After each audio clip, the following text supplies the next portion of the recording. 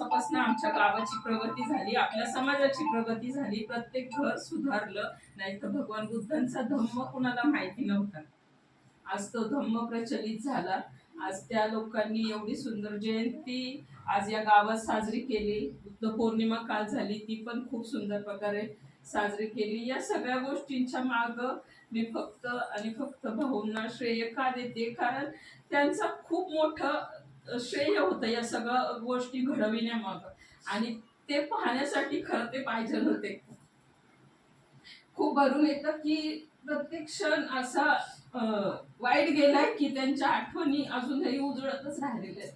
त्यांची प्रत्येक स्वप्न आम्ही पूर्ण करण्याचा पुरेपूर आम्ही चौघ भावंड बहिणी प्रयत्न करू, आणि मुलीप्रमाणे मांडलेल्या सुनेला पण त्यांनी कुठल्या गोष्टी कधी कमी पडू दिल्या नाही. तीही आमच्या बरोबरीने बरोबरच उभी राहते प्रत्येक गोष्टीत, सुख दुःखात, चांगल्या वाईट सगळ्या गोष्टीत तिचा नेहमी सपोर्ट असतो.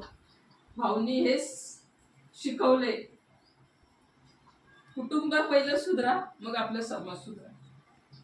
कुटुंब सुधारलं की आपोआप समाजाला आपण सुधारण्यामागं लागू शकतो, आणि हळूहळू का होईना आम्ही ती प्रचिती करत आहोत आमच्या आयुष्यात.